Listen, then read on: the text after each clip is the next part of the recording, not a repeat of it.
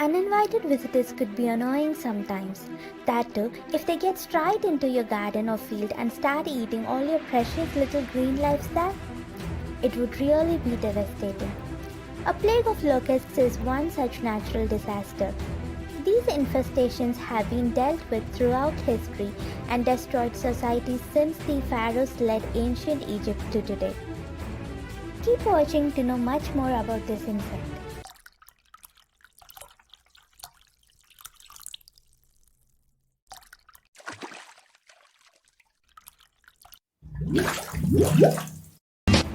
Locusts are not harmful like the other poisonous insects out there, yet they can cause a terrible damage than them in a bunch comparatively.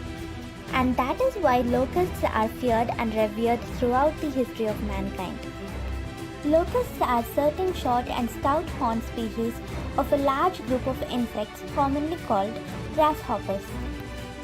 Locusts actually differ from grasshoppers in that they have this ability to change their behavior and can migrate over large distances.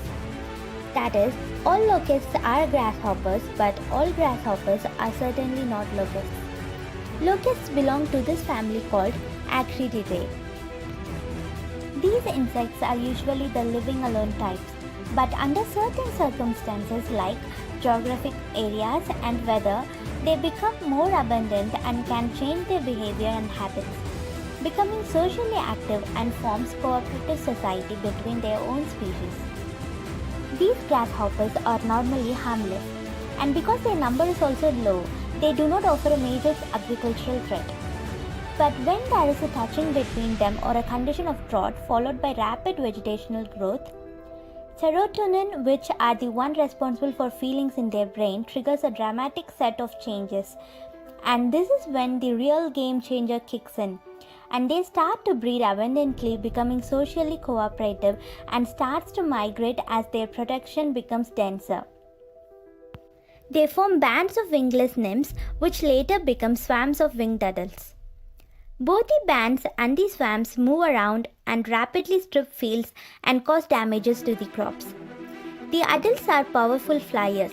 They can travel great distances, consuming most of the green vegetation wherever the swarm settles. Notably, these insects have the principle of go green. The smell of fresh budding crops and tender grass blades are the ones which signals it. There are thousands of species of locusts or grasshoppers, out of which 500 of them are known to damage crops and 50 of them are considered as major pests. Considering the speed factor, some locusts like the desert locusts usually fly with the wind at a speed of about 16 to 19 km per hour depending on the wind. For the swarms, a traveling distance of 5 to 130 km or more in a day. They can also stay in the air for a long period of time. For example, locusts regularly cross the Red Sea, a distance of 300 km. In the past, there have been some spectacular and very long distance swarm migrations.